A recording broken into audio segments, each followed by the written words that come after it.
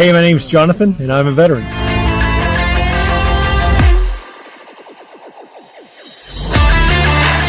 Hi, my name is Daryl, and I'm a veteran. My name is Chad, and I'm a veteran.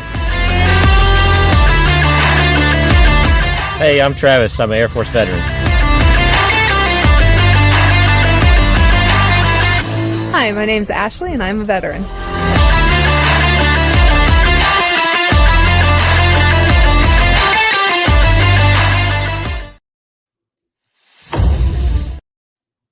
Well, hello, everybody, and happy Sunday to you. I'm Kara Lee. You're watching Conversations with a Vet. So if I'm over kind of on the side, it's because I have sunlight coming in right from my blinds. So anyway, I have a wonderful guest waiting in the wings. But before we get there, I want to go through a couple of great reads. If you haven't already picked them up, be sure to do so. All of these are available on Amazon. We have Donald Dunn, Echoes of War. Try and do it without getting glare. We have Out of the Darkness, and that is Rich LaMonica. We also have, this book always gets me, especially on Tip of the Spear, when they make me say it over and over again. The Perfect Fucking Life, and that is an anthology by Jason Lee Morrison. We have also from Rich LaMonica, 13-Step Guide to Success. So definitely pick that up. Great read there. We have Internal Volume, and that's from Lee Allen Deckelman. Now, he is in the process of having this rewritten, so make sure to check that one out as well. And then from Richard Flake, we have a cookbook called From Sailor to Backyard Cook. The interesting thing about this is all of the recipes are given to him by veterans. So be sure to check all of those out. A couple things we've got going on. So we've got Hero Stock that'll be coming up shortly here in Tennessee. And so if you're interested in that, I know they had one yesterday in Rolla, Missouri, I believe it was, but Hero Stock is going to be here as well. And that is going to be on August 3rd. So there's going to be several veteran podcasters, myself included, that will be there. So you can go out to Hero Stock and you can get tickets for that. And then also starting on Tuesday at 5 p.m. Central for 1 hour a day, I'm going to be on Simplify Country Radio through Veteran Voice Radio. Simplify Country through Veteran Voice Radio. So I'm really excited to start DJing on that. So you can find me there as well. And I think that's pretty much all I've got. So be sure to give a really warm welcome to our guest. And before I start, Jason, thank you. Jim, welcome. Good to see you. Kristen, digital family time tonight. That's right. All right. Well, welcome aboard, Killian. Hello. Hi. How are you doing tonight? Not too bad. Not too bad. How are you, Mom? I'm excellent. I really am excellent. So, you ready for the tough questions? Oh, boy. So let's start, because there's some things that most people know that I talk to know who you are. They don't necessarily know how you came to be. I know that sounds weird. So let's talk a little bit first about your childhood, if you don't mind, and tell us a little bit about that. Well, I was born in Mississippi, in Ocean Springs, Mississippi. And so it's going to be kind of weird for the audience because I just called you Mom. But we'll get to that. Yeah, we'll get to that. But my my biological mom's name is Jen. And shortly after I was born, we moved to Atlanta, Georgia, and lived there till I was 10. And about that time she met my stepdad, who was living in Montana at the time, and he was on 200 acres of horse ranch property, and he couldn't exactly, pack all of his horses and 200 acres into a suitcase. So he said, "Hey, if you're wanting to do this, you're gonna have to come out here." And so that's what we did. We moved out to Montana, and Montana was home. Was home ever since. And then just kind of spent the time in a lot of different properties. Mainly in the ranching community. Graduated high school in a very, very small town of Reed Point, Montana. Um, Graduating class of 6. That is a single digit, by the way. Um, and yeah, I went from very, very urban spot, close to Atlanta, Georgia, to being immersed um, in the very rural communities, ranching communities and whatnot. So, um, yeah. Then, as far as how it came to getting close to time for the military, I didn't have a whole lot of other experience other than just working with horses, working with cows, um, kind of just figuring things out as far as working with my hands and whatnot. Um, and that was kind of how childhood was just me just figuring things out, but didn't really get in a whole lot of trouble. I just, you know, didn't really know what else to do. So That's fair. So how was so your education, one of 6.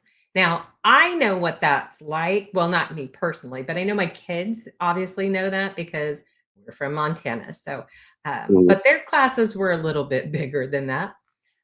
So for anybody who doesn't know, Reed Point is very small. So we've got, let's say, so Jim says, "Hey, guest, thank you for your service." Uh, and somebody out there says, "Look at that post service out of rags facial growth." I think you're that's welcome. awesome. Angry You're Sarge, welcome. welcome. Much love from Untrackable. Thank you for being here. Let's see. That's life for us all. One day at a time, taking it as it comes. Absolutely. Okay. So you're in Montana and your options are few. And so you decide you're going to go into the military. So how was it specifically you chose the branch you chose and then tell everybody what it was? Well, just a little bit more of a backstory. My senior year was kind of the at the time uh, life as I knew it kind of got flipped upside down. Like I said, I didn't really spend a lot of time getting in trouble. Um, didn't didn't go out a whole bunch. Kind of just stayed focused on myself, my parents, and all the animals that we had. Well, as the years went on and got closer to my senior year, I got to a point where all of a sudden I realized that I wasn't doing a whole bunch, and so um, wanted to do so I just told my parents I wanted to do a lot more stuff, and ended up having a huge falling out, and uh, got it did get physical at one point, and once it got there, I was like, "Oh, hell no, I'm not staying here anymore." So then I left, and ended up finishing my senior year of high school. It wasn't anything, to be proud of, but the point is, I finished school. I wasn't on a roll or anything, but I just knew that my next goal was just simply to finish, was just to graduate, and um, in that time, I moved from, the property where we were living at to living in town in Reed Point. Kind of bounced around between a couple houses. A lot of good folks at the time kind of just took me in. And with Reed Point being as small as it was, it seemed like the whole town did that. And so shout out to Karen Hahn for being one of those one of those first folks available there to take me in and give me a place to stay. But also another big shout out to James Daniels, no relation to Jack, and he says that to people all the time. So I'm kind of stealing his line, but yeah, James Daniels was a very, very huge mentor of mine. He gave me my first job, and got a little construction experience my senior year of high school.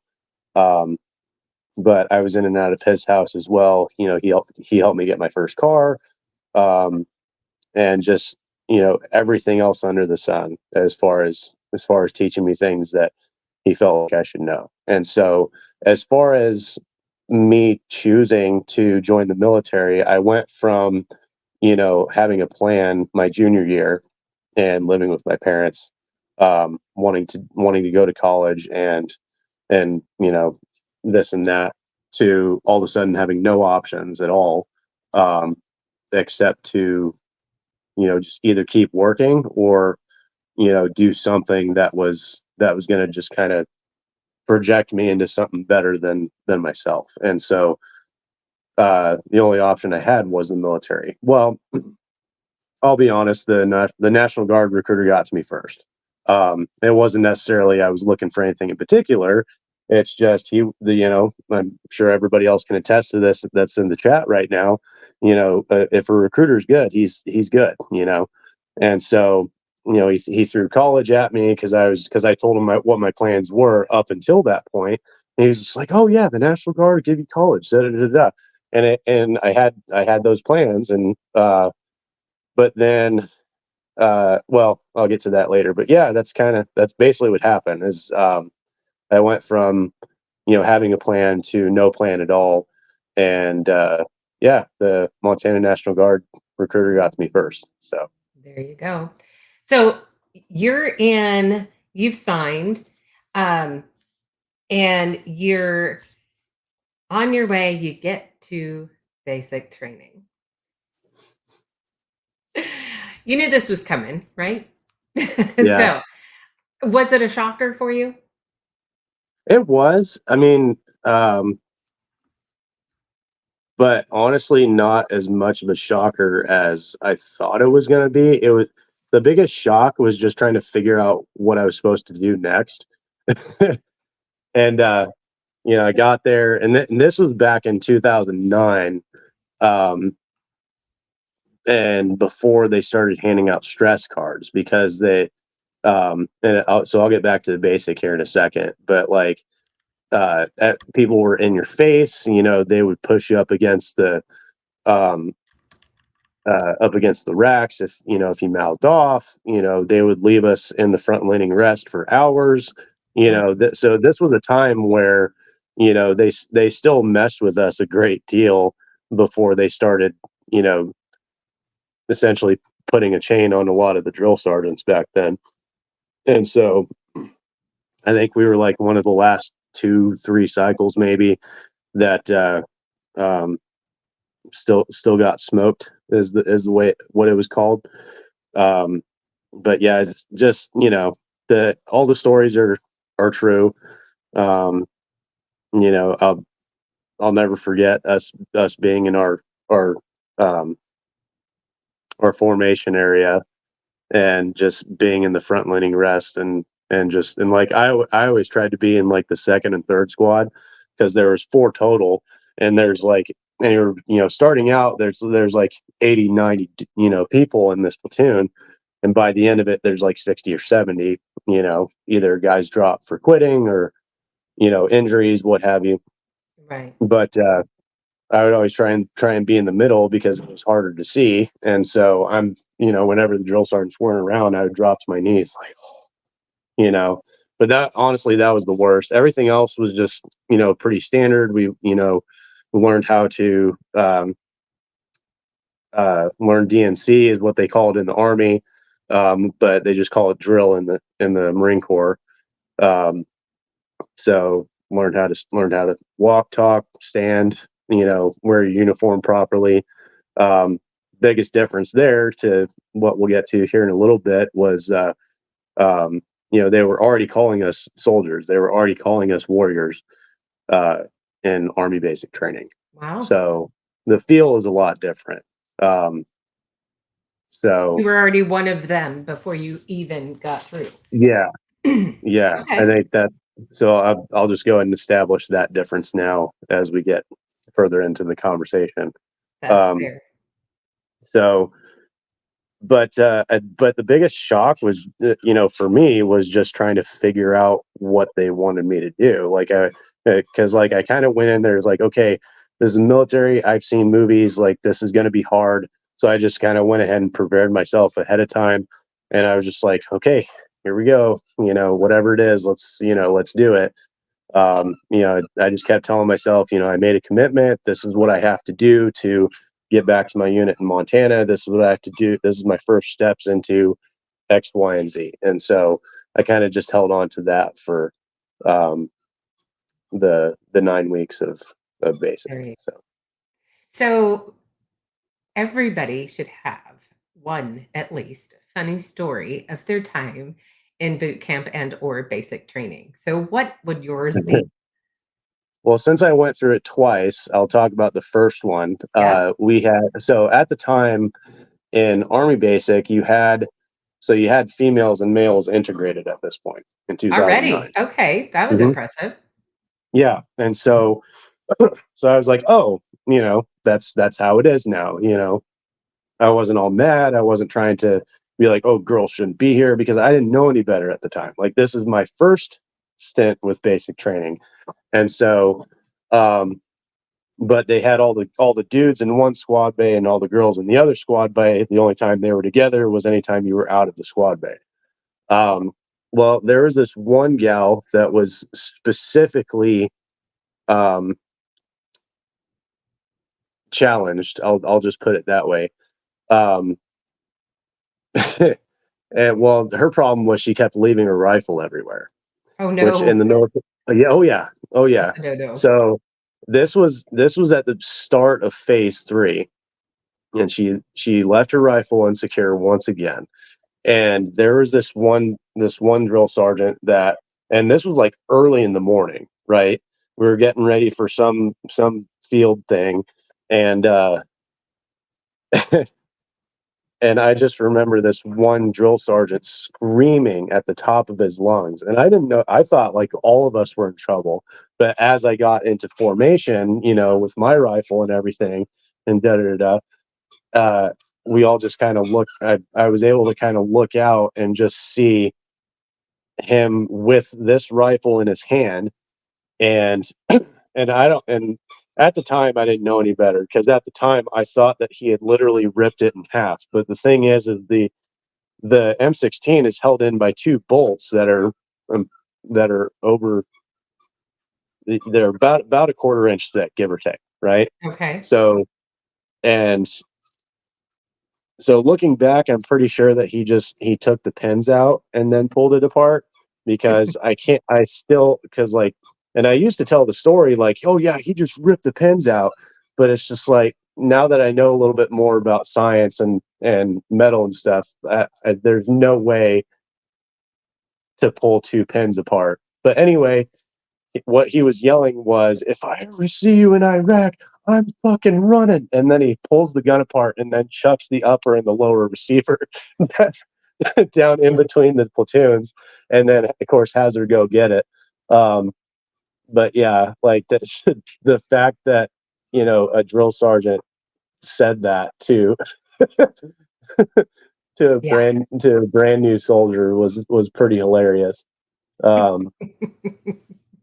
Yeah, that's just, I keep looking, because I always try to look back on the funny parts of my entire military career, and for Army basic training, that has always stuck out in my mind.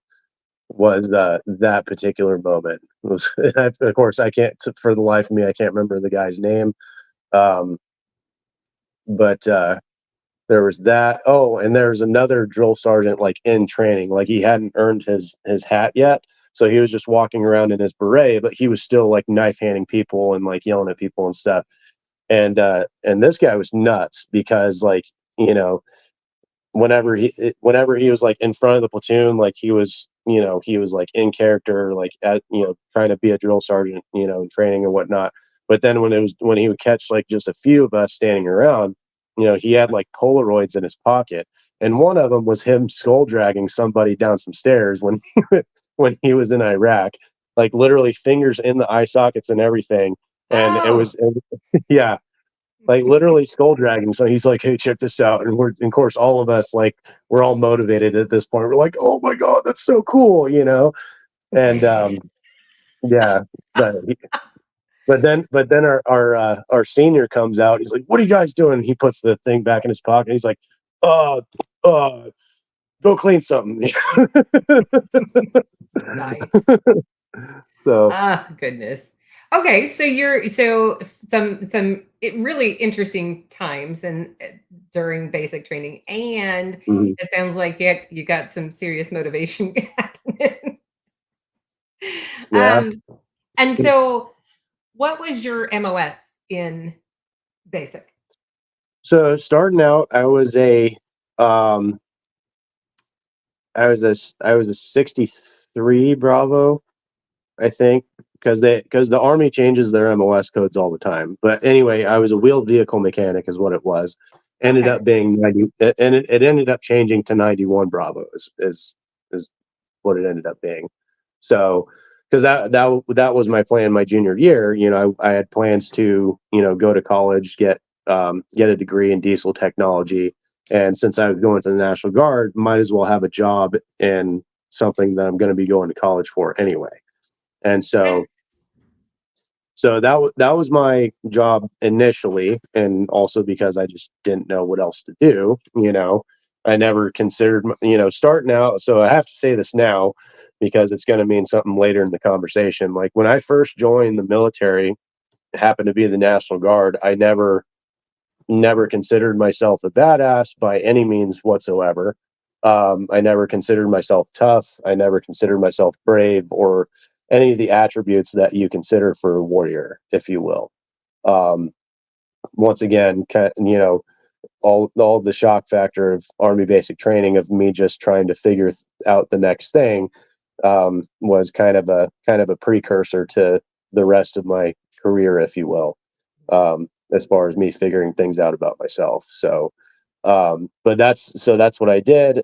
People call that a pogue because it's not infantry, and so yeah, I was that was my MOS, and so after basic training, I went off to my AIT for mechanic school. I was there for about I want to say 3 months, something like that.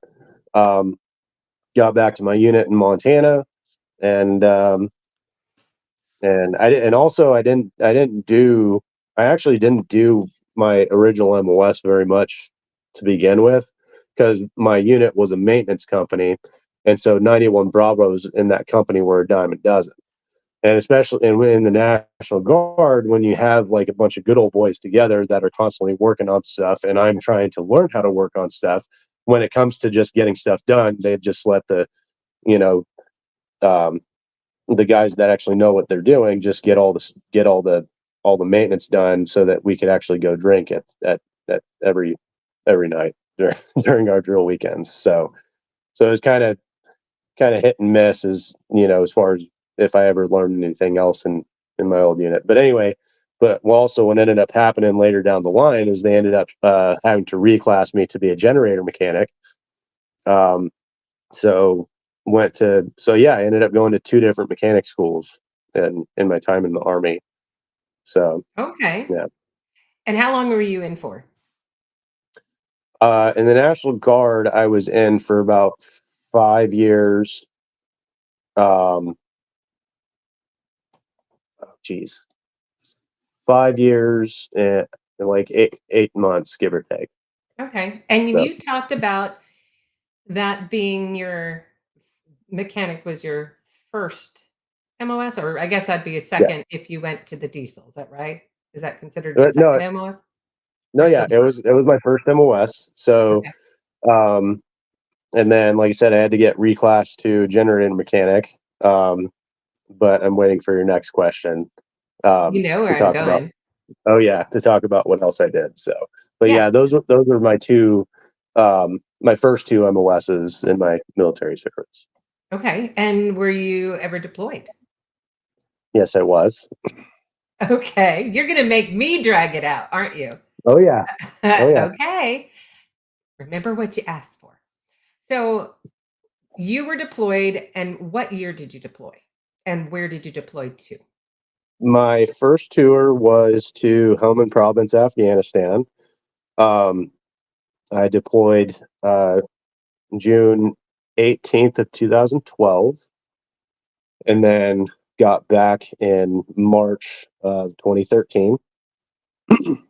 And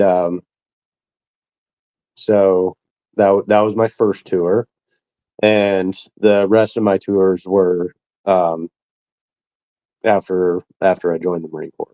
So Okay. So while you were in the National Guard and you were still a generator mechanic? well, so for my deployment to Afghanistan, so I actually ended up volunteering for that tour. Um, it was kind of a funny story. So, because once again, like at this point, like yeah, I'm in the National Guard, but I'm a mechanic. I never looked at myself as as a warrior by any means or badass, what have you. Um, and but what ended up happening is the unit I ended up deploying with, they got their number called to deploy, and this is just what I've heard, right? But essentially, when they got their number called, like a bunch of people started saying that they have back problems, or one guy broke his knee. Oh, goodness. Um, Okay. females ended up pregnant. It is what it is. I'm not trying to offend anybody with that, but just in the National Guard, that happens. You know, as some units that get their number called for a tour, that's some folks just do whatever they can to get out of a deployment. Um, well, a buddy that I had at the time, his name was Randy, and really great dude. Like we both started out in the National Guard together. We were in the same unit together, spent a lot of time together. We lived in the same town together in Montana as well, and like we were inseparable for many years.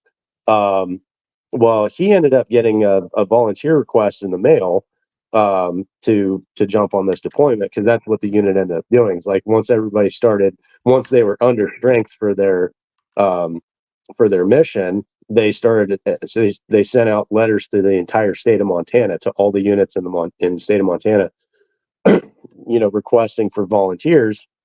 So my buddy got one, and then he calls me up. He says, "Hey," I was like, "What?" He says, "I got this thing in the mail. This so and so unit is looking for volunteers for this deployment." And I was like, "Okay, cool."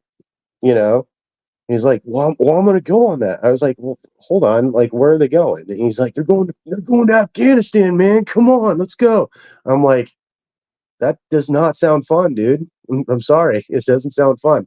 Um, and he's like, "Oh, come on, man. Like, come on. Like, you do stuff, I do stuff, and like, or you do stuff, we do stuff together." And I'm just like, it doesn't sound fun, dude. Like, it's a combat zone, and we're mechanics. Like, we're not infantry. What are we gonna do? Like, bring our wrenches to them and shake them around? Yeah, like that like I was trying to be logical with it. It's like, but the thing is, like, if my unit got the call, it's like, okay, we're going. But if they're just asking for volunteers, it's like, best of luck to you, you know. But he was just like, "No, dude, I'm gonna go. I'm gonna go." I'm like, "Brother, please don't go on this deployment." He's like, "Why not?" I was like, "Because I'm gonna go with you." And then he was like, "Please." I was like, "Oh fuck!" And so, literally next day, we went into we drove to our armory that we do our drills at, walked into the office together, talked to our retention NCO, and we both signed the transfer papers together at the same time. And then and we both walked out of our armory like the Breakfast Club dude on the football field at the end. We're just like, we both did that in the parking lot heading back to the truck. And it's just like, and we got in the truck, we both looked at each other, we were like, bro, are we doing this? Really doing? Okay, we're doing this. And then 2 weeks later, he got a hernia at his job. And so I've never given him, I mean, yeah, I pitched jokes to him, but like, I've never held it against him. It's just shit happens. It's just like, but at the same time, like he wrapped me into this, and now the whole reason, the biggest reason I was going on this deployment is now off the table. But at the same time, like I had an epiphany. It's just like, you know what, you can't just sign something and then back out. Like you gotta see it through. And I was like, okay, I was just kind of, running through all of this in my head. And so I was like, okay, sounds like I'm doing this. And so then I started going to drills at my new unit, ended up reclassing to combat engineer. So for my tour to Afghanistan, I was a combat engineer. And then went to route clearance school as well. Went to a company level intelligence course. I forget the acronym for it, but basically, just collecting data on route clearance, all the route clearance patrols, and just kind of building a baseline for the area type stuff. And then, but one thing I learned was the fact that there was a lot of like back and forth information pushing, from guys on the ground to guys that actually give a shit, way above my pay grade. And so, and it was all circled around, just gathering intelligence for essentially fighting IEDs. And so that was our mission over there, was route clearance. And with that particular mission, like, our job was essentially the first steps in a lot of like investigative stuff going on in Afghanistan, because, we're the ones encountering this crap. And so you had human intel guys like coming in to our talk, being like, hey, anything new, da da da da. So, because they were constantly building cases or, investigative stuff on guys in the area, trying to figure out bomb makers, connections to, other Taliban groups and whatnot. It's like, and then also what types of bombs, because certain, a lot of bomb makers, they have a signature. And so learned a lot of that stuff in that course. Because originally they were trying to put me in that section of the company, and I was just like, so I'm not a badass, but that's not why I volunteered to be here. And my sergeant at the time that was in charge of me just looked at me like this, like, who the fuck are you, to talk to me like that. And I'm just like, I mean, no disrespect, but it sounds like by sending me to this course, you guys are not going to put me outside the wire. Is that correct? He goes, that's correct. I'm like, then I don't want it. And so I don't know. Like, I felt this weird sense of duty, motivation, or whatever you want to call it. It just, something was calling me to be out with the guys outside the wire to do the job that we were sent there to do. And so that's when I asked him, I was just like, is there anything else I can do? He goes, I mean, everybody else is a combat engineer. We're going to have to send you to another course. I'm like, cool. That sounds great. Let's do that. So yeah, that's what I want to do. And he goes, okay, we'll try and get you a slot. I'm like, cool. So. And how did that work? Did that work out? Worked out great. Yeah, I actually, and my comm engineer school was kind of outdated. I'll say that, because, at that time, like, there was a whole separate section of the course that was specifically geared towards teaching us how to build a makeshift bridge for tanks. But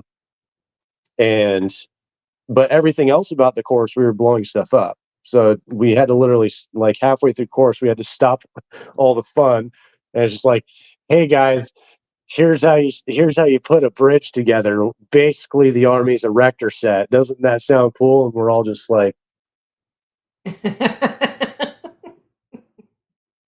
we're standing out here in I forget where the course was, but it's by the time we went to the course, it was like August. Everywhere in the U.S. in August is pretty hot. So like the days that we had to put the bridge together, we're all just standing there, like for our turn to put the bridge together, and we're just like, this is so dumb. Angry There's Star so many says other. that's when you find out math is hard but can be fun. uh, Yeah, so, that's one way of putting it. Yeah. right? Keep it up. So, okay, and so you've been deployed multiple times. Now, what was the campaign that was called that you were in? So that was the Afghanistan campaign. It was Operation Enduring Freedom. Okay. So that's what that was a part of. Okay. And so at And what point did you decide that you were or at least considering going into the Marine Corps? I'm so glad you asked, and that's why I've opened my dip can. Okay. We're getting serious now, folks. I'm gonna need a lip for this shit. Goodness gracious. Because now we're getting to the good part. Now go like this. Wipe that mouth. That's really sad now that he has to have two in his mouth to get to the next part. Well, Go ahead. The floor is yours. essentially, while I was in Afghanistan, now here's a quick disclaimer. I served with a lot of really, really good people in my unit. Some not so much, some were good at the time, some now are not so good. But what was very surprising to me over there was how the Marines were that we actually were close to. And then because right adjacent to us in Camp Leatherneck over there, where we shared a smoke pit with a unit of the base QRF Marines. They, I never saw these guys fight with each other ever. They were always laughing. They were always having a good time. They were talking about how they as a team did this, or they as a platoon did this, or X, Y, and Z. And I'm just listening to them, and looking back, maybe I was a little it was a little naive as far as looking at another group of dudes compared to mine, and it's the grass isn't always greener type thing. But I never forgot like the sense of camaraderie that that these guys just emulated just by existing, because I remember it seemed like every week somebody else in my company was at somebody else's throat for some dumb shit, and or some kind of drama was going down in the motor pool, or this and this and that. And it got to the point where by the end of the deployment, like I can count on one hand how many dudes I ever wanted to talk to ever again in my unit. Wow. Okay. So yeah, and it was just really interesting to me. And but also like all the other different tier groups that I ever encountered were all Marines. So it started with just the guys that were QRF for the base right there. But then I also had really interesting encounters with the MARSOC guys at some point or another. And then that just, and at first glance, like, I was scared of these guys. Again, at the time, I did not know any better, but all I knew about any of the SOCOM groups is they could probably kill me with their pinky. And so, Or the little, what is that? How is yeah, that? Kadoosh? they do, yeah, the Kung Fu Panda shit, they Yeah. probably know that stuff, and,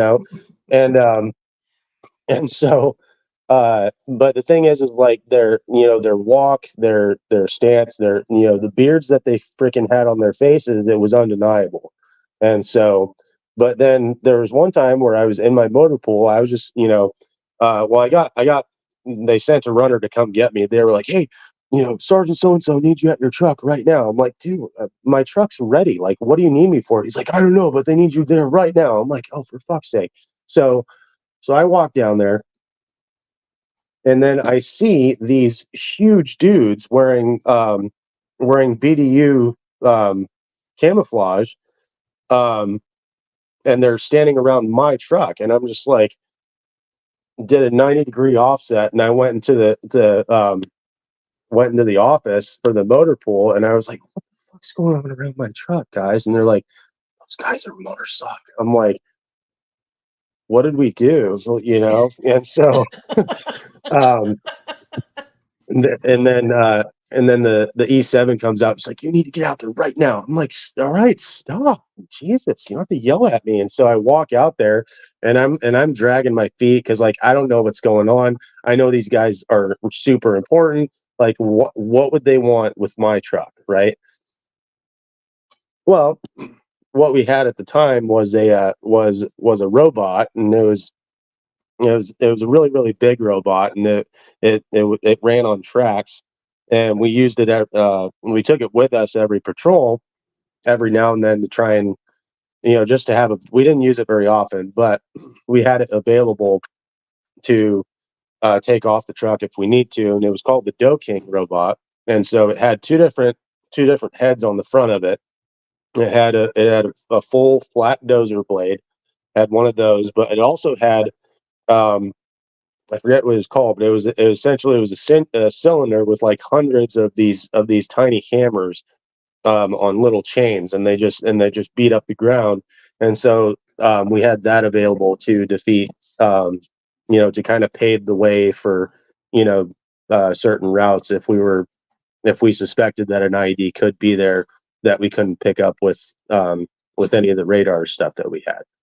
So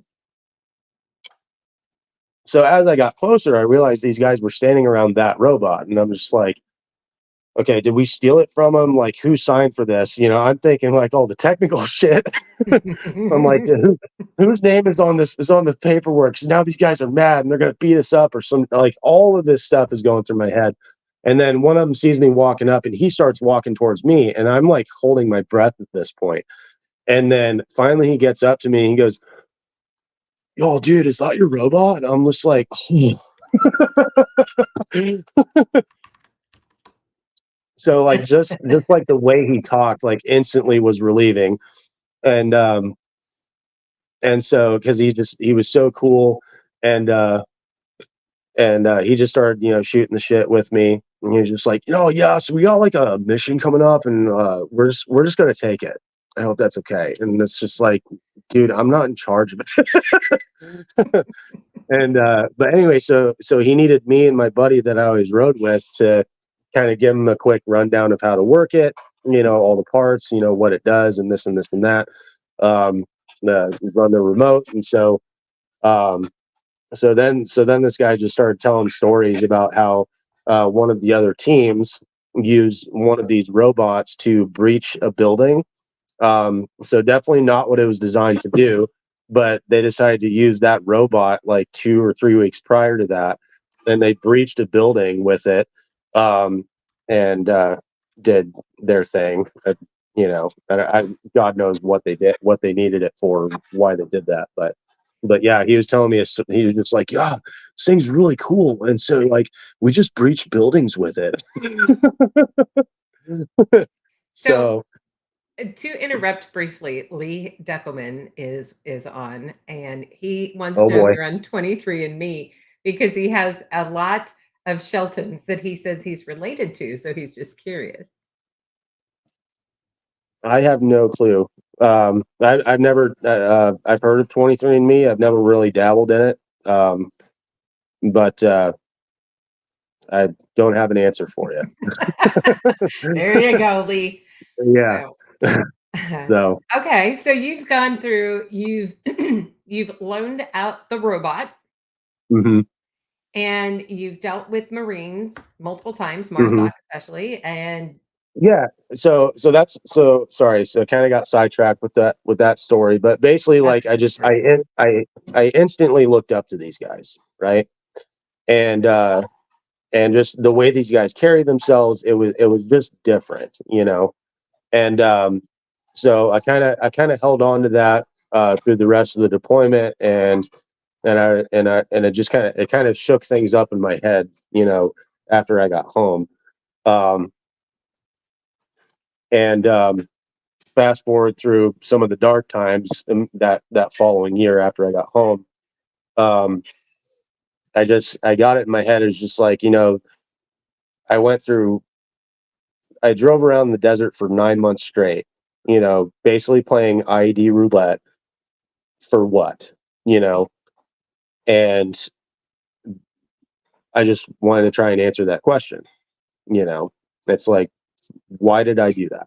For what purpose? To just do it real quick and say, hey, I did that? Or could I do something more? Right. So my first thing that I did was I went to the active Army recruiters and told them, I was like, hey, I'm in the National Guard. I want to change my MOS to infantry. I want to go the 75th Ranger route. I want to, and maybe I'll go to, the ODA teams, at some point, but I need to be active duty first. Um, and they gave me a line of shit. They were just like, yeah, we're not taking any prior service guys right now, and we want to keep our National Guard ranks the way they are, and so we can't really help you. And I was like, okay, cool. I'm going to go next door then, because the Marine Corps recruiting office was right next door. And they were like, what? And they literally followed me out the door, and I walked into the Marine Corps recruiting office, and I sat down and I was like, "Hey, can we spin up a contract?" And I looked over, and the guy and the two Army recruiters were at the door. They were like, so it's just like, "Hey guys, I was serious." so so then I sat down with my Marine Corps recruiter and I based, I slapped the table and everything. I was like, "I want to be infantry," and he was like, excuse me, you know. And then I told him about, my situation, a little bit about my background, and like as soon as he figured out that I was prior service, he was all about it. He was just like, oh, holy shit, I've never done a prior service guy before. Yeah, I'll give you anything you want. and and so I was like, all right, cool. And he's like, well, you being prior service is going to be a new contract. We need you to take your ASVAB first, or retake your ASVAB. And I was like, all right, cool. Retake my ASVAB. I got let's see. I got 11 points higher than my previous one, and then so it brought my GT score up to 126. And he gets the results back, and he calls me, and he's like, brother, are you sure that you want to be in the infantry? I was like, yes. He goes, why? I was like, do I need a reason? Just let me go in the infantry. He goes, no, dude, you don't understand. You can do any job that you want to in the Marine Corps. Like literally anything. Like there's bonuses for you to do anything that you want in the Marine Corps. You don't have to join the infantry. I was like, I know. And so he's like, don't you want to be a linguist? Like they get attached to MARSOC guys too. Like you can do that. And they come with a $90,000 bonus. And I'm just like, it's not about the money, man. It's not about the money. Just I want an infantry contract. And and then he was like, well, what about being a combat engineer again? I was like, no. And he's like, are you sure? You're like, been I there, was done like, that. Yeah, well, I was like, do they do route clearance? He goes, I mean, sometimes. I'm like, no.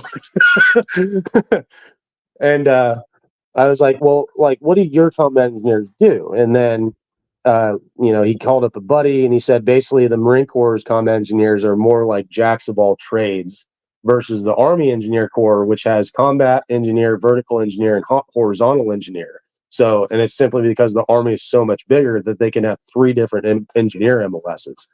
And so yeah, I was just like, well, if there's no guarantee that I'm actually going to be with the infantry or attached to some kind of combat arms unit, actually getting to blow stuff up, I don't want to do it. If there's no guarantees, I don't want to do it. He's like, all right, just let me get back to you. I'll, because we're kind of short on infantry contracts right now, which every other recruiter I've talked to after that point, they all told me that that's a line of shit. There is always openings in the infantry. Right. And so, yeah, so I found that out later, but I'm glad I stuck it out because I almost took a Trax contract because he almost sold me on being a tanker, and because driving an M1 Abrams sounded pretty cool. Um, but You did want to blow shit up, so. well, yeah, and so and the movie Fury wasn't out at the time, so I was just running off of pure hate and discontent. Like I didn't have a movie to go off of. Fair.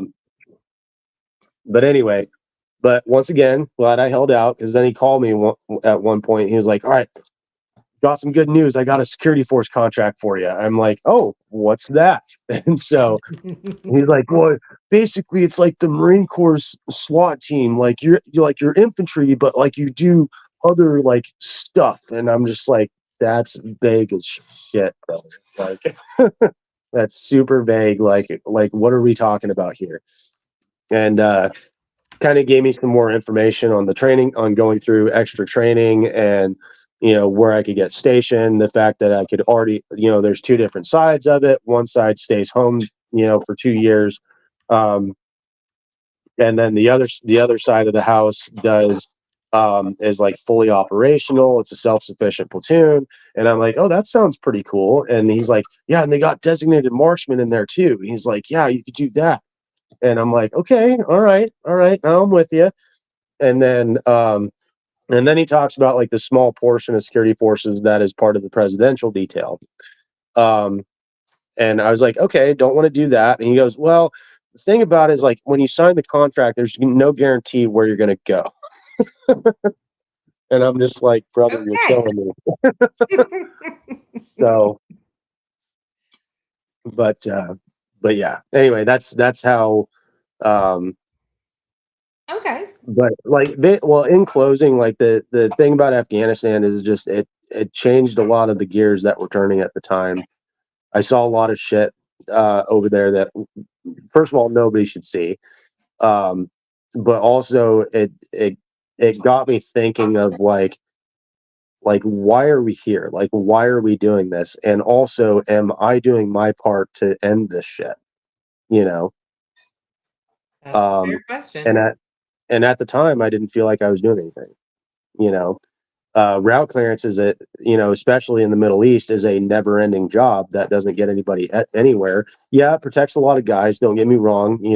When I was over there and I was doing my job, I was proud of what I did. I was proud of all the IEDs that we found. I was proud of, even all the IEDs that found us. Because at the end of the day, that was our mission.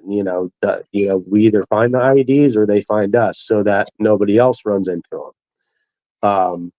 And so I still understand the value of it, but at the same time, I still the idea of it is like when I went through, my close call while I was over there, still counting my stars to this day, still thanking God to this day, that the idea that I was so damn close to didn't take me out. I then had it in my mind. It's like, okay, who's finding the guy that put that son of a bitch there? I want to be part of the team that finds that dude. I don't want to be the part of the team anymore that finds the thing that he put in the ground. Right. And so that's basically what caused me to want to join the Marine Corps. And so at this time, you're in Montana, um, and you've made this decision. And what happens next? Well, we'll come back to the dark times of 2013, but um, basically, so I had to go through boot camp again, and I asked him that too. I was like, why do I have to go through basic training again? He goes, well, first of all, it's boot camp. I'm like, my bad. Okay, boot camp. All right, and because I don't know anything,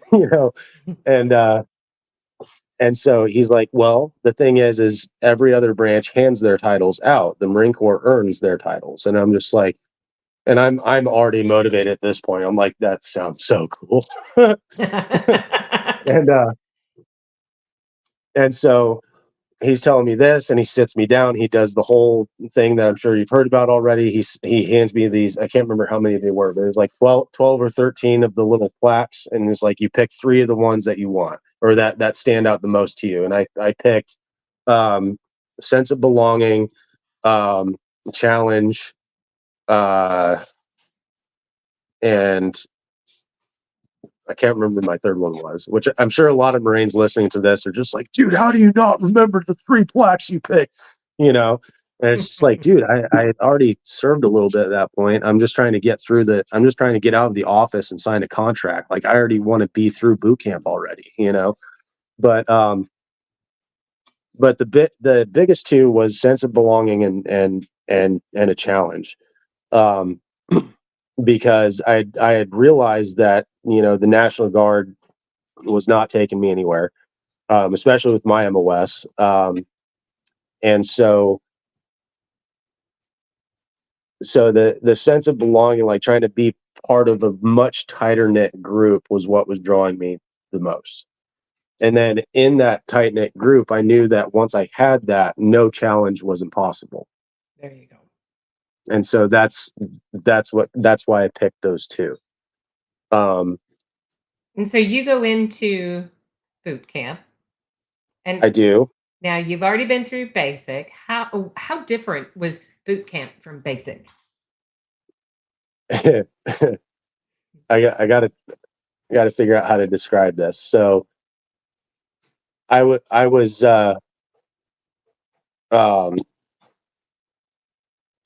very satisfied with my experience because by that point, like I'm telling all my friends and family, hey, I'm joining the Marine Corps, and the first thing a couple of people asked me, they're like, well, have you watched Full Metal Jacket yet? And I'm like, no. And they're just like, Okay. you gotta watch Full Metal Jacket. And I'm like, okay. And so then I do, and I'm like, oh my God, this is nuts, but it's awesome. Like I'm here for it. And so good old Gunnery Sergeant Hartman I had in my head, already, and kind of prepping me for that. But of course, after watching the movie a couple times, I was just like, okay, so basically just don't be a Gomer Pyle and I'll be fine. I'll be all right.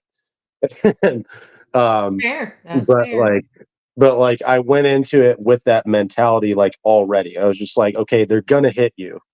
Just be okay with it. And it was just like, and I just flipped that switch in my head. It's just like, you're gonna have to be okay with this. Like, all right, cool. And it's like, you're gonna run a lot. You're gonna have to be okay with this. You're gonna be doing a lot of physical activity that you've literally never done before because National Guard, right? You're just gonna have to be okay with this. And I was like, all right, okay. So I went into it like, with both feet, I mean, yeah, I was nervous, but I was not. The difference was I wasn't scared this time around. Right. Yeah. Like whatever was about to happen, I was just like, okay, whatever it is, let's do it. And so, so like, so my experience with standing on the yellow footprints, I didn't know what those were. I'm just like, oh, this is very organizational. The Marine Corps really has. This makes a lot of sense. Okay, that's nobody can miss yellow footprints. Just stand here. Okay, got it. And so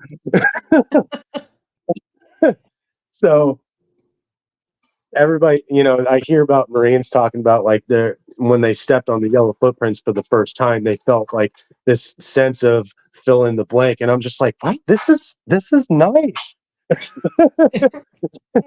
And so, Wow. yeah, and so, but then of course I've got drill instructors in my face about God knows what, and I'm just like, oh, I didn't do anything wrong.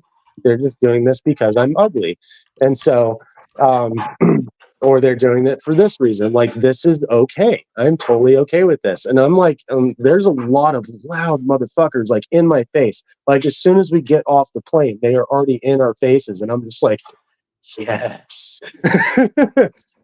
So and that was just kind of the mentality I had, through all of boot camp. I'm just like, um, what I told people throughout the years is just I had the mentality of just fuck me up, daddy. Wow. Okay, then. I So, can't say that I've heard that before, but all right. There's a but first for everything on this show. now, granted, it was the mentality. It had nothing to do with porn. It was just I just want to establish that right now. But Thanks. Okay. So anyway, you're in boot camp. Funny stories now that you can think of? Give me one um, funny story. So because we want to, you kind of have a timeline you were looking at tonight. So it's pretty inappropriate, honestly. it's Um, hold up 1 second.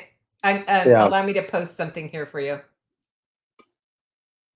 Well, yeah, I did. Yeah, I did.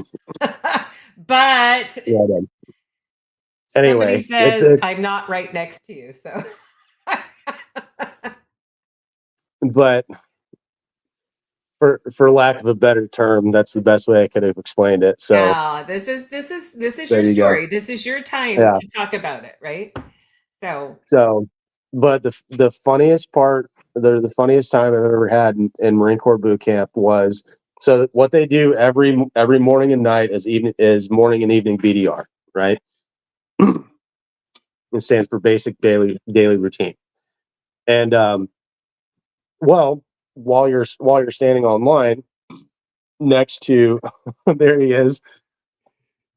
There's the judge right there. I love you, brother. um, anyway, so we're all standing online, and what they do is they come up to you with a flashlight, and they shine it in your face and everything, they're like, you have to lift your hands up, flip them over, and they check all your stuff. They have you look to the left, to the right, and then they have you turn and all this other stuff. And then once you're done with that, then you go about your business. Well, they come up to this one guy, and uh, they had started on the other end this night, because they never wanted to do anything the same way every time, just to like keep us on our toes, and not try and expect the next thing.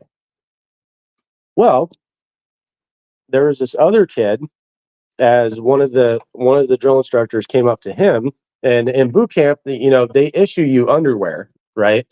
And it's the most unattractive underwear on the planet. It's whitey tighties, and so during evening BDR, that's all you're wearing, right? And it's so that they can inspect your entire body for any injuries, toe jams, anything like that. Well, I don't know why this happened, but I'm assuming that he wasn't paying attention when he put on his clean underwear and was getting ready to get inspected. Drill instructor comes up, has him flip his hands, and then he looks down, and his nutsack's hanging out the side of his the side of his underwear. And so, wow, it's a good thing this isn't a family show, right? so yeah, adults only on this show. And the drill instructor loses his mind. He's like, "What the fuck is that shit? What do you got hanging on? What is that?" And he's just like, my nuts, sir." Oh goodness. And the entire squad base starts busting up laughing. And then he stops what he's doing. He chucks the flashlight at the other end of the squad bay, and then literally runs back into the duty hut. And we're all just like,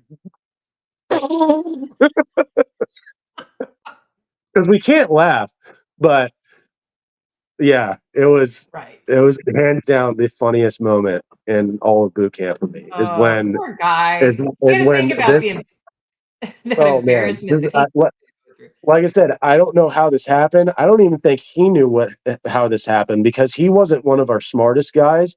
So just threw his underwear on, wasn't checking his nuts, and just left him out for the drill instructor. So Okay. So, all yeah. right. So you get through boot camp, hmm and were you deployed? Did you get deployed? Um. Well, went through what also every Marine also goes through the School of Infantry right after boot camp. Um, and so so I did my ITB, and that was 8 weeks long, and that was a fun time because that was like my first, actual feeling. Like, because the other thing too about Marine Corps boot camp is like when we were doing all of our field stuff, um, and the gear that they had us carry around. Like I had already been to Afghanistan at this point, so I know that all the stuff that they're giving us to train with was not your full issue. So I'm just like, oh, this is not cool at all. So like the whole process of the Crucible, like for me, was like kind of dumb. Not gonna lie. Um, because like we had our rifles and everything. Like the coolest part of boot camp was actually getting to shoot, right? But we didn't actually start learning any kind of tactics until our School of Infantry. So that's when I actually started feeling like, okay, now we're getting into a whole reason I joined. Like this is why I'm here. This is what I want to do. Like we get into Right. the ranges, shooting rockets, um, you know, buddy rushes, all kinds of drills, reacting to contact, that patrolling, all that happy stuff. And so then after I was done with my SOY, go to my security force training, which I sat in holding for 3 months because the school was so backed up. Um, but then learned like more intricate interior tactics, and like learn about site security and stuff like that, which at the time is like, okay, this is standing post, but it seems like the Marine Corps takes this very seriously. So I had buy-in at the time, and then I get to fast, um and get to my platoon, and it was finally my first unit in the Marine Corps. It's like, okay, we're gearing up for this, and I'm just kind of going with the flow at this point. Um, Ended up going to designated marksman school, which was super cool. Um, it was 5 weeks of just nonstop, getting slayed and being able to move like a long distance as fast as we could, but with a little bit of weight, and also the gun that we had, which was the M110 SAS. It was the coolest thing I got to do, at least at that point in my military career. Um, and then also in that time I was in fast up until that point, I got to go to coach's course. So, and that taught me how to actually teach people like on the rifle range, like how to improve their marksmanship for their annual quals. And then we ended up deploying um, to Japan, and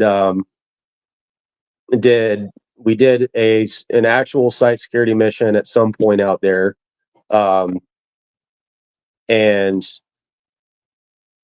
um, trying to filter through what I can actually talk about on that one, because it was an actual mission, and we I haven't gotten told if it's been declassified yet, but You don't essentially have to talk about it if you don't want to.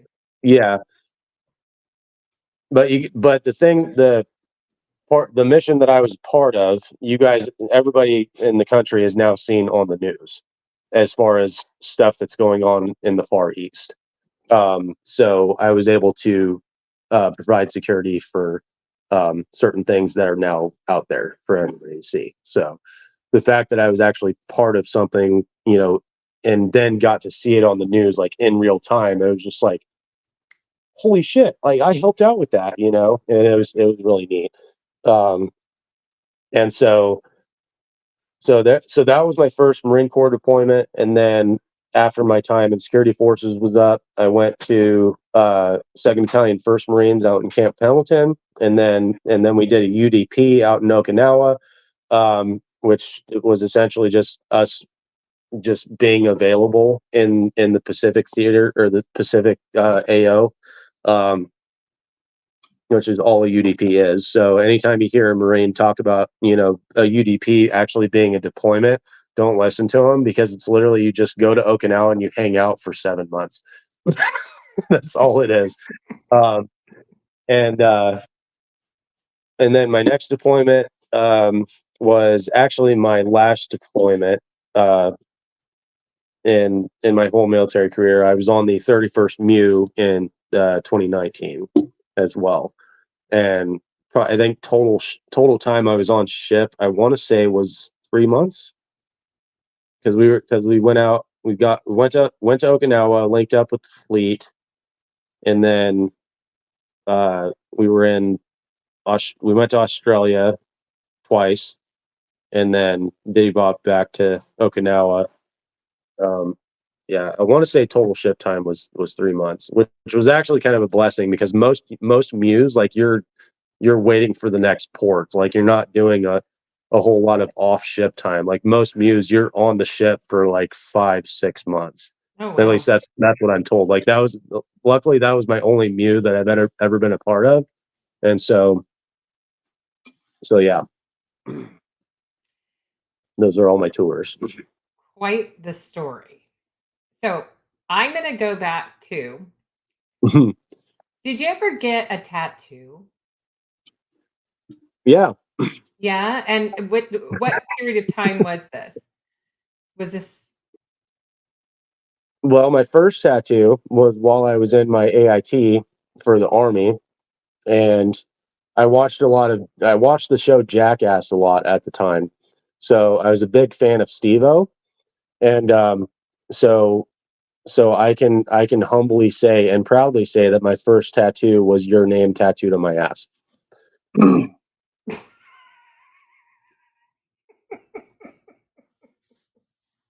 was Okay. my first tattoo. You have another tattoo. I do, yes. And so this was like my first moto tattoo, and I thought it was cool at the time. I had this idea of, like, so what it is it's soldier tattooed across the top of my back from shoulder to shoulder. And I never got it finished. But now it doesn't matter, and I'll explain why here in a second. But, like, my original idea was just like the stenciled in font with, like, bullet holes through it, and I got barbed wire, tattooed around all the letters.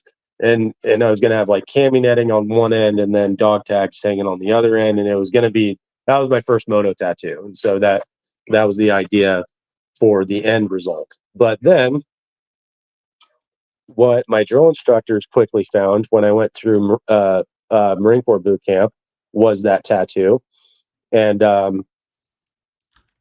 And so, yeah, they found that, and they were just like, what the fuck is this on your back? What is wrong with you? You think you're a soldier or something? And then they finally figured out that I was prior service, and then they kind of quit screwing with me after that. So, And but so yeah, what happened with they that did not. tattoo? Well, they gave me an earful, to start, and then made me a squad leader. I was a squad leader for like a week, and then the guide got fired, and then I was a guide for a day. But the reason I got fired from guide is because I dropped the guide on, and I was just like, well, this is dumb. And so, I know all the Marines right now are just like, nobody cares that you were the guide in boot camp. And I'm just like, guys, I don't care either. It was the dumbest shit ever. And so, but, like, the whole reason they gave it to me is because, like, oh, this guy's prior service, he's got to be a leader. It's just like, no, I'm just trying to get through just like everybody else. And so, anyway, but after I'd been in the Marine Corps for a while, I finally realized that literal chapter in my life, was closed. And so, in professional fashion, underneath it, I got Marine Forever tattooed, and I've got USMC on this tricep and 0311 on this tricep. And the way you make corrections on documents is you have to draw a straight line through whatever your mistake is, and initial next to it. And so that's what I did with my soldier tattoo. So now I have a line straight through my soldier tattoo with my initials. I just think that's just like the best thing ever. Yeah. That, I mean, just that whole story of, just that line with the initial through the word soldier. Mhm. And please understand, everybody, this is not dissing any branch whatsoever. This is just what he had done with that tattoo. So Yeah. I think that was pretty funny. Yeah. DJ, thank you. I made the correction Sarge. in a professional fashion. Yes. Thank you, Sarge. Thank you both for coming out today. Okay. What did we skip over? Anything? Um, And well, what do you? you can always skip around the dark and just go straight to the issues. Well, I do. We'll come back to it right now because it is important to talk about. Um, but I'll put it like this. So, because there's a lot of service. I know that there's a lot of service members out there that have gone through the stereotype of, you got to hold everything in. You got to just buckle down, put a cap on it, and just keep driving on, whatever it is you're going through. Um, I've heard horror stories of guys getting in trouble for going and getting counseling or going to try and get therapy or what have you. Um, and I've even gotten shit for it. It's like, oh, you don't need to do that. You don't need to go talk to somebody. You just need to go get over it, stuff like that. But the guys that said that were never in charge of me. My experience in the military was actually pretty fortunate in that particular topic. Because I mean, because in Army basic training, you got your classes on it, right? And because they kind of, it's gotten to a point where a lot of stuff in a lot of training in the military is like stuff that they have to do as kind of a check in the box to make sure that, so like, oh yeah, we talked to them about this. It's just so that a lot of people just don't get in trouble, right? And but the stereotype is still there, Right. but I've been, like I said, I've been pretty fortunate to be underneath a lot of leaders that have actually supported me, in going and talking to somebody whenever my head's not right, you know. Um, and the first time it actually got, explained to me like in depth was one of the guys I always rolled out with when I was in Afghanistan.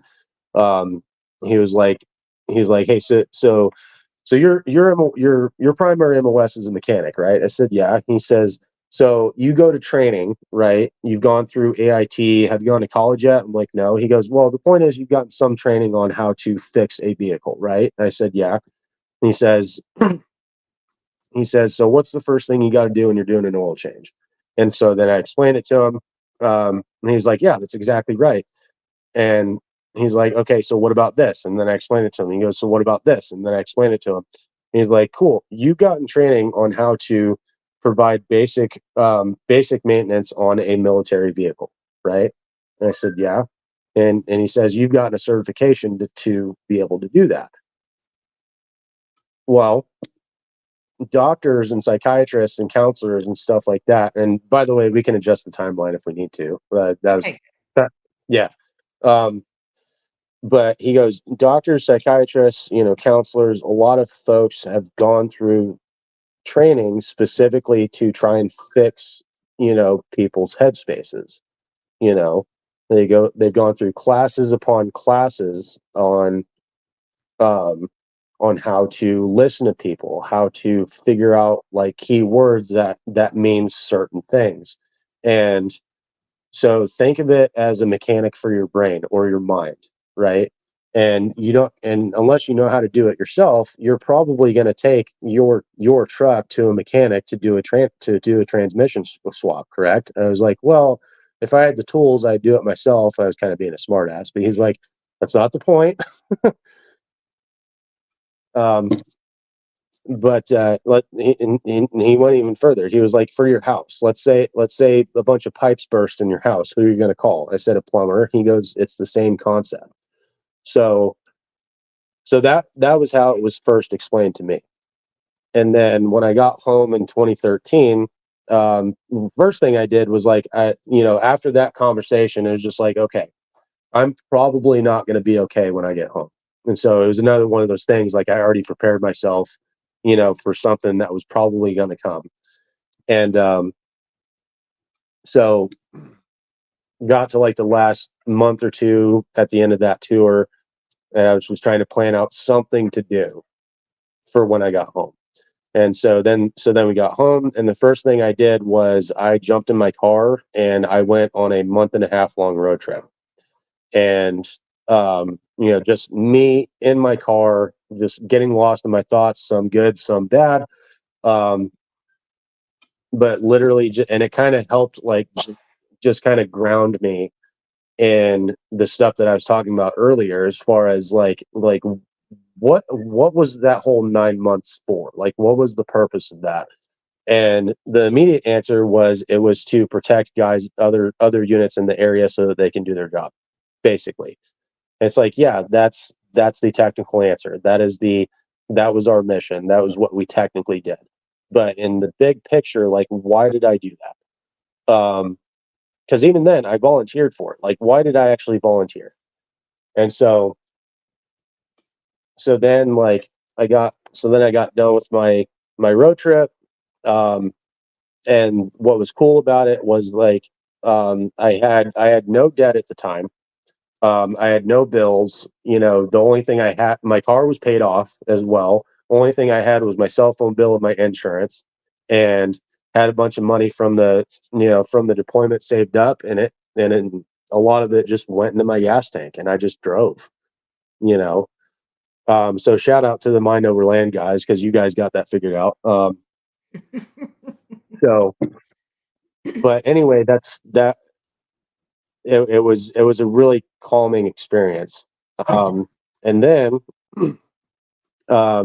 but in stereotypical fashion, ran out of money. So I needed to get a job. And then I started working. And then as I was working, doing the 9 to 5, started having dreams, started to feel the effects of the jumpiness with, my experiences over there. And it was just like, well, I mean, I'm working, so at least I'm busy, but it's not enough. And so I started drinking. And so one Friday night party turned into the next weekend being Friday and Saturday night partying, and then the next weekend was Friday, Saturday, Sunday night. To basically my weekends just turned into one big hangover, to a point where I was getting up every morning and taking a pull off of something, whether it was a leftover beer or a bottle of something. Me and Jameson used to be homies back in the day, basically. And once again, enter James Daniels. I was living with him at the time, and I come down one Sunday, and this was like, I'm gonna say it's like July or August. I want to say July. Um, I come down one Sunday. It was like 1:30 in the afternoon, and he had a cup of coffee waiting for me. He always sat at his spot at the table. I had my spot. He just slides the cup over to me after I sit down, and I just exhaled really loud, and like, because I was hurting once again, because by that point it was normal. And he said, "How you doing?" I said, "Brother, I'm hungover as shit." And he didn't say anything for a little bit. He goes, "Yeah, you've been hungover for 3 months, bud." I was like, "Oh shit!" And so that was literally all it took, for me to never, end up like that ever again. Um, and my hat's off to him. God bless him to this day. Like I don't know where I'd be if he never said that. You know. So then after that, like I just kind of just recalibrated, and I was like, okay, um, got a couple more jobs, and then started doing counseling. I want to say August or September that year, and did like a full 12 weeks of therapy, um, and got signed off at the end of it. And the guy was a prior Marine, my counselor, and that I was talking to, and I did my stuff at the VA there in Montana. Um, and yeah, so that's how I dealt with that initially.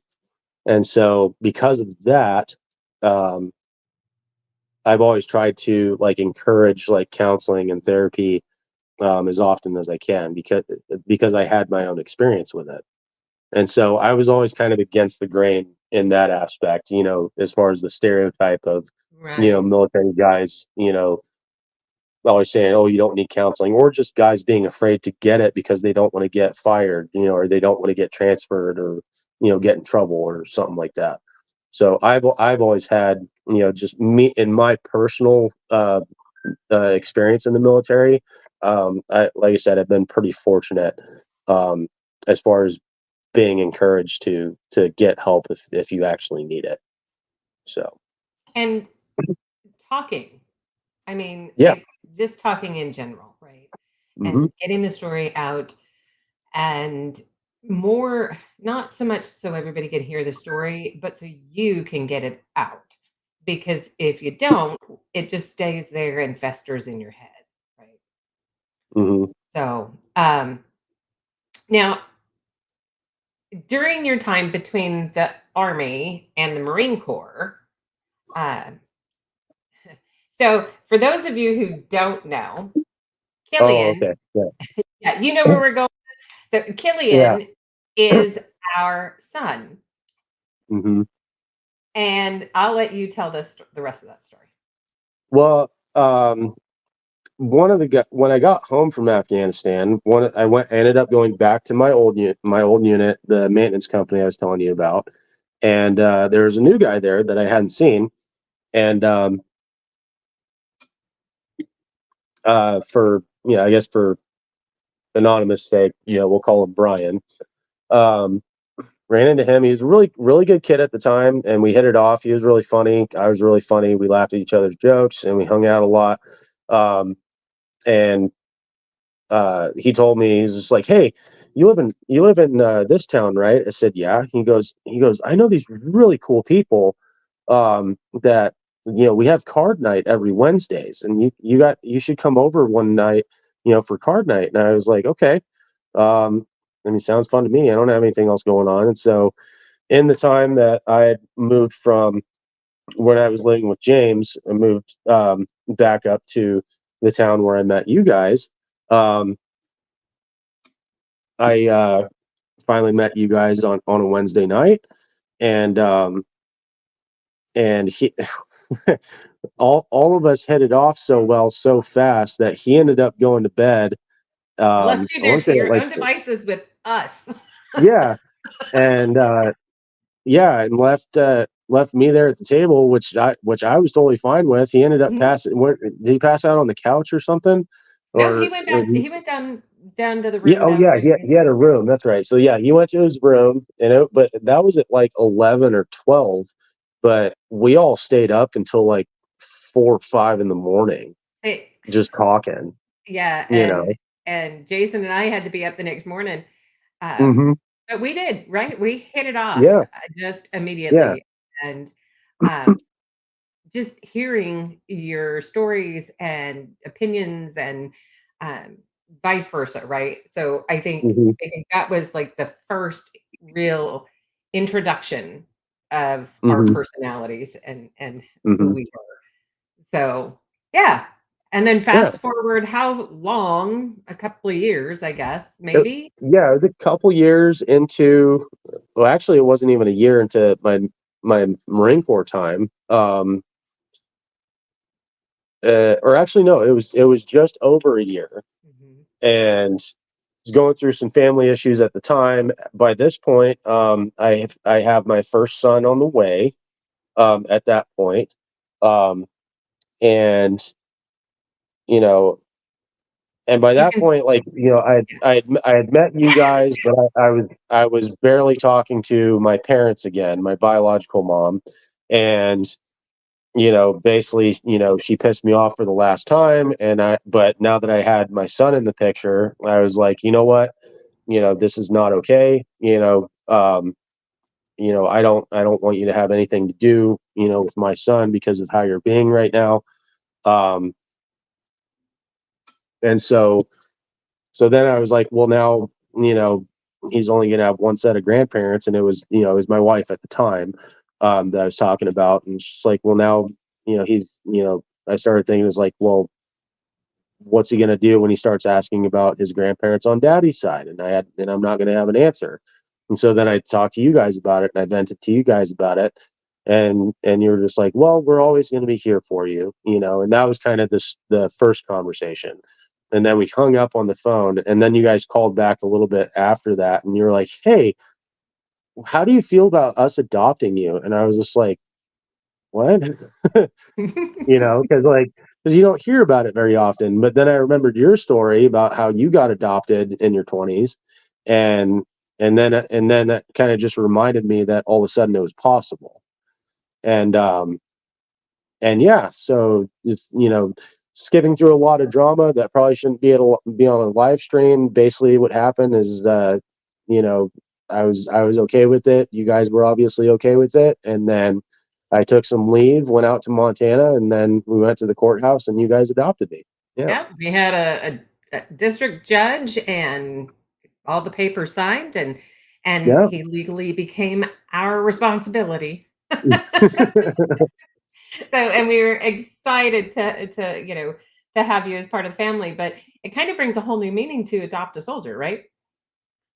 well, well, So, well, I just mean, and just adopting anybody in their 20s, really. but it is But doable, it is and doable. But then, like, I don't think. I think you guys definitely got more than what you bargained for. You uh, know. no, we Um, got exactly what we bargained for.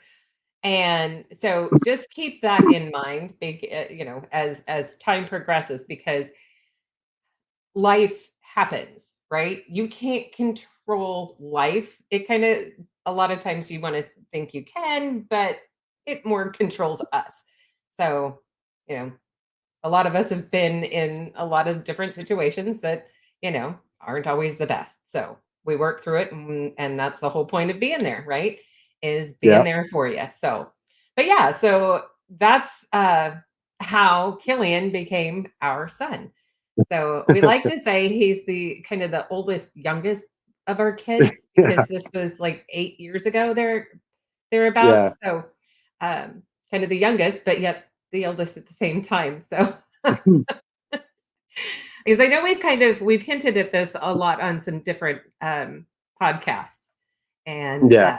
so I know you had said that you would talk about that when you came on the show. So uh, and hey, Ivan just popped in. Welcome, welcome. Just Oh popping man, in to there he say is. hello. Let me check here. So if anybody's got some questions for Killian, why don't you go ahead and get them out there in the chats right now, and we'll put them out there for him to answer. He's got to, Ivan's got to get ready for his show, which we're quite aware of. So Yeah, I see. thank I you see you, for boss. popping in. Sorry, I haven't been around in a while, but good to see you. Where is? Hold on. My buddy Patterson's in the chat too. Uh-huh. Yep, we've said hello. There he And is. Oh man, that's awesome. yes. And so, yeah, I think it's been excellent. I think having you on here and knowing, um, you have that network of Hmm. people. I mean, obviously, just seeing them in the chats is evidence.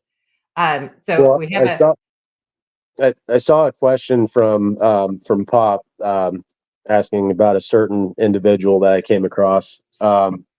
So let's see. Let me. so I won't say his real name, but my yeah. So we had this. It was my first platoon that I was a part of when I was in 2-1 when I first got to Camp Pendleton. Found out real quick that this particular individual was one of the comic reliefs of the platoon. I'll just say that, and he's doing really good now. He's still out there in California. I think he's I think last I heard he was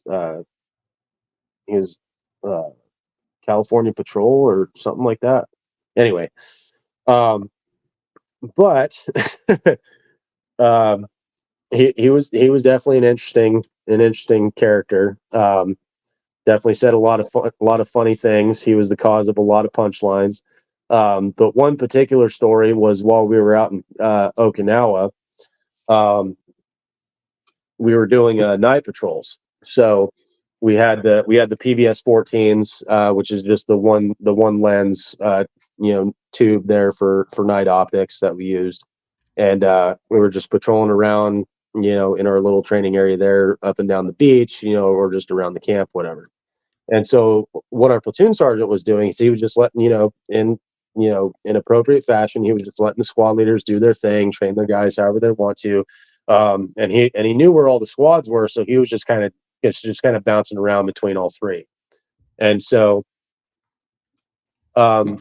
well, in my squad, Jimmy was the point man of the patrol, and he sees our platoon sergeant walking up, but he doesn't know who it is yet, and so he says,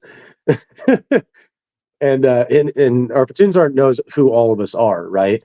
And he he says, "Halt! Who the fuck goes there?" Oh, there we go. Sorry, dogs just came in. Give him a second. And so,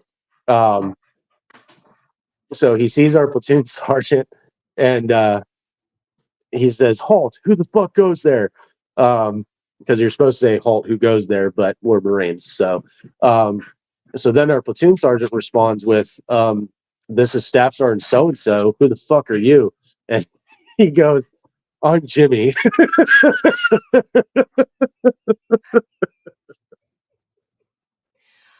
Oh my gosh! I will never forget.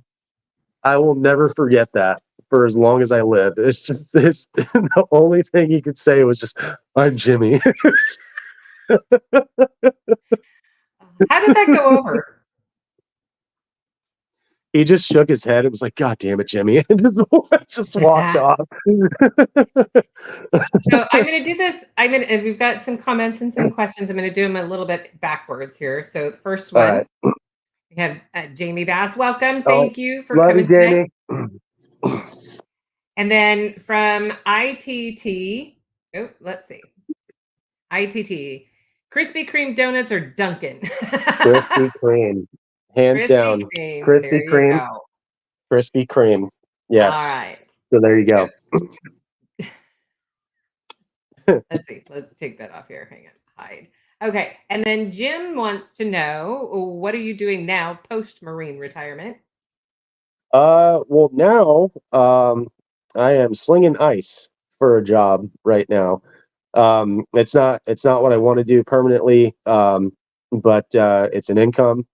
And once again, shout out to James Daniels. Once again, he always told me, he goes, "You're gonna have jobs that you don't like, but that's not a reason for you not to do it the best that you possibly can." There you go. So, it's just one of those things. I started looking at, putting my ear out for jobs in the area, who's hurting for people. right now I'm really just trying to get, civilian work experience started. Right. And uh but I do not recommend this job for anybody. Uh, it's a lot of work, especially in the heat, especially in the summer. Not as Because refreshing as it sounds. oh yeah, and the thing is like and the thing is now it's not funny because people have said the exact same joke over and over again Yeah. every single time they walk up to the truck. And the joke is, man, that's a great job to have in the summer, isn't it? And I'm just like, yeah, if you're standing in the truck. That's fair. And they Let's usually see. look at me like, and then they walk away. So, anyway, So we have Saga out there. He wants to know, in your opinion, what branch is better, the USMC or the Army? if we had the budget, the Marine Corps. That's actually really fair. Um, No, but honestly, like it is the Marine Corps. To be fair, like bar none, we do everything that we've done. We've always done it with less, and we have a reputation. When you've been in the business of death since 1775, and you haven't lost since then. At least what your branch has done, you kind of built a reputation, and so, um, um, yeah, it's I truly believe that if we had the same budget as any other branch of service, like there's no telling the capabilities of what our branch could actually do. yeah, And right now our capabilities are pretty high considering what we've been able to do for over 200 years. So fair. So I Joshua love you, Patterson's Patterson. there you go. So okay, what do we got? Jamie, ice baby. And we've got the oorah from the Stop, brother. collaborate, and listen. Ah, that's funny. Well, I can't thank you enough for coming on the show. Now, I know you're my kid, and that was the deal. You couldn't go on any other podcast until I got you first. Yeah. Seeing as how you are freshly uh, out of the service, so Well, definitely I before we get off though, I do want to kind of touch back on the question about what I'm doing post yes, retirement. yes, So slinging ice is what I'm doing right now, and it's um like I said, it's an income. It's something to get started with the civilian world, and honestly, the guy hired me so fast. Like it was just like holy shit. It felt like I didn't even have time to look for other jobs. So, but my goals and aspirations right now, I am currently enrolled in the Sonoran Desert Institute to get my associate's degree in firearms science and technology. Or excuse, it's an associate's in science for firearms technology is what it is. And so, it's the full 2 year program that they offer.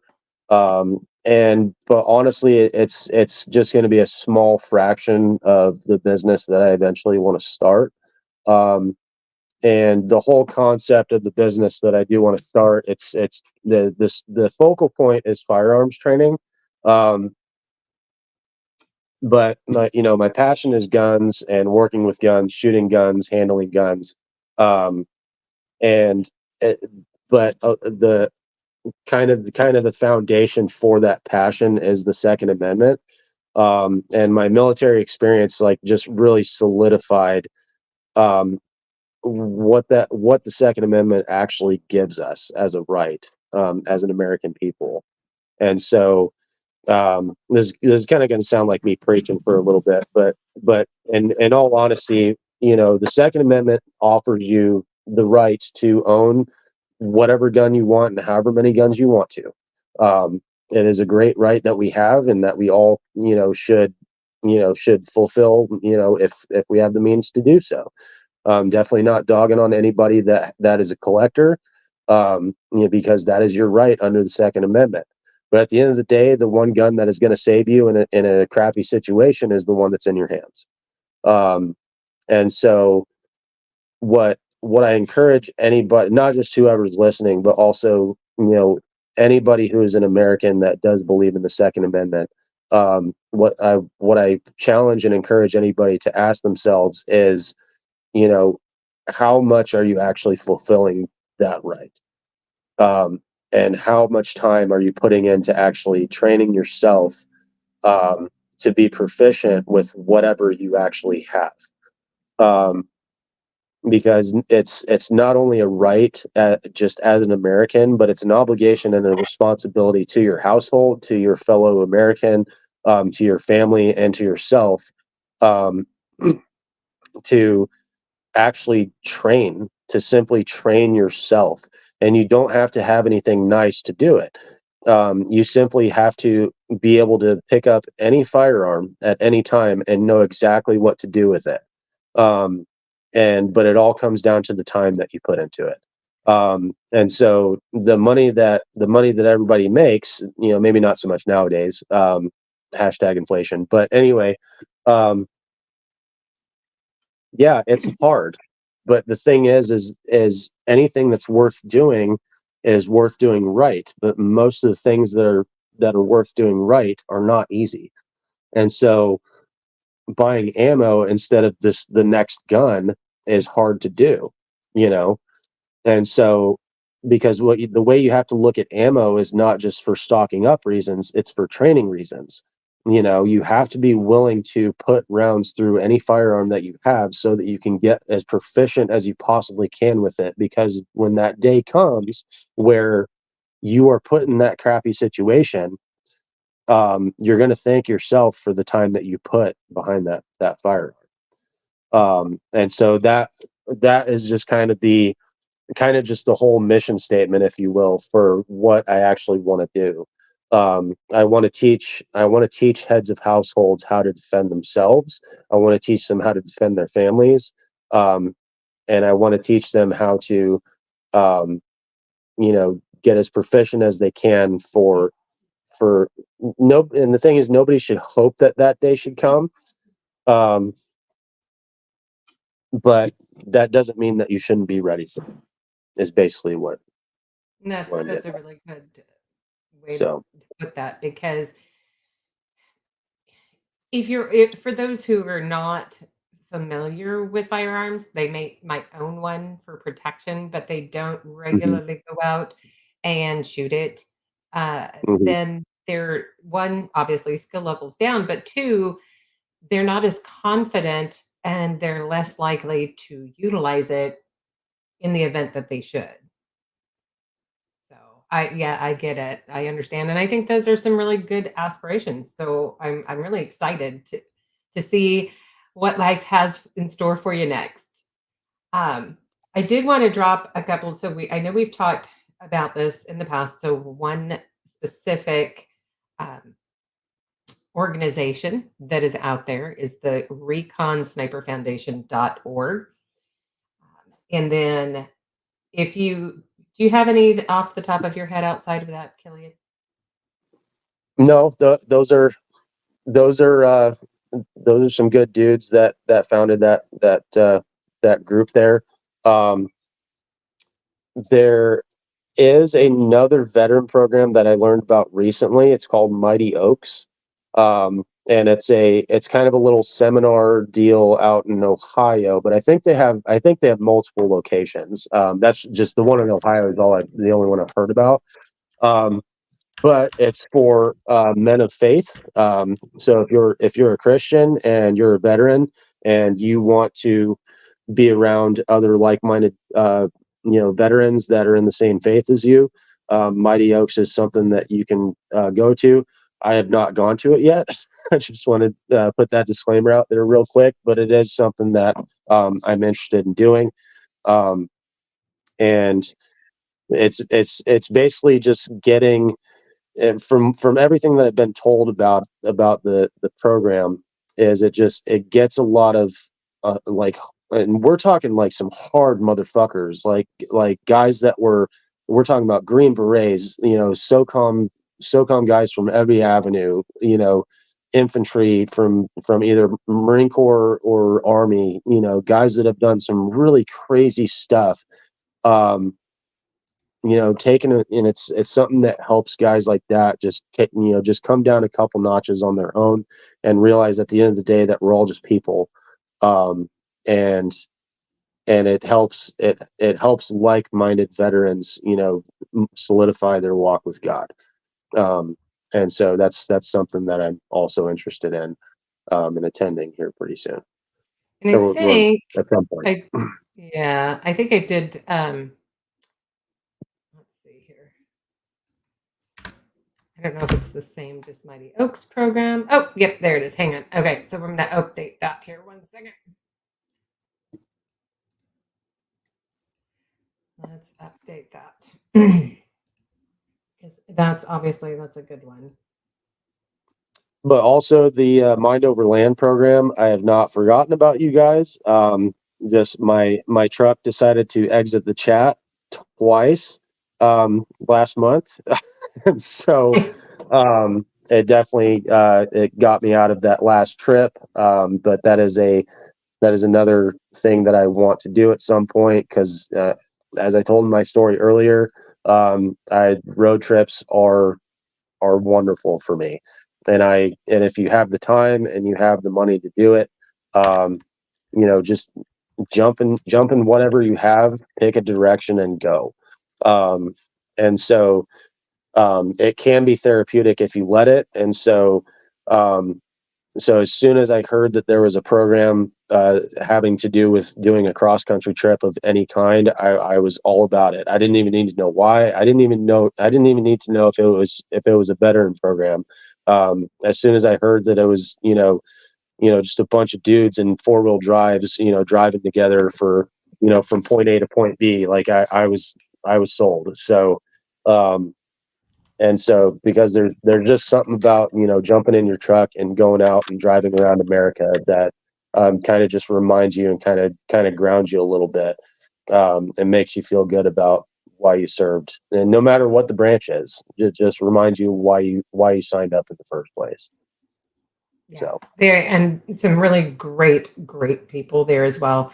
And Mhm. I'm putting that in the there as well, and that'll be in the comments as well. So, well, we went a little over past your time frame, and I That's appreciate fine. you doing that. I know you got to get up early, but thank you very much, and make sure you give the family lots of hugs and all that good stuff, and let them all know we're thinking about you and each and every one of you. And again, keep it in Well, touch. now you can tell all your other podcast friends that the Oh, first they've got your interview is done, number. and then, They've got now your they can number. start. So expect, yes. I did tell them, that you were coming on tonight. So I know that I think Willis is getting prepared. So, to send you that message. Hey, All right. hey, fellow Marine. If he already sent me an email, I'm gonna laugh so hard. Oh no, I don't have one. But That's funny. all Well, I right. want to thank everybody out there in the chats right now and future watchers of this. Thank you very much to each and every one of you. Please, please, please remember to like and subscribe. When we hit 500 subscriptions or subscribers, we are doing some really great giveaways, lots of books, lots of other little things. So please, very important, have you guys share as well. If you can, we would appreciate you.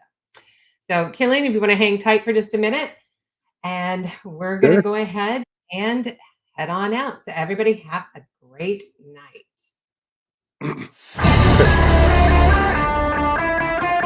Sedford.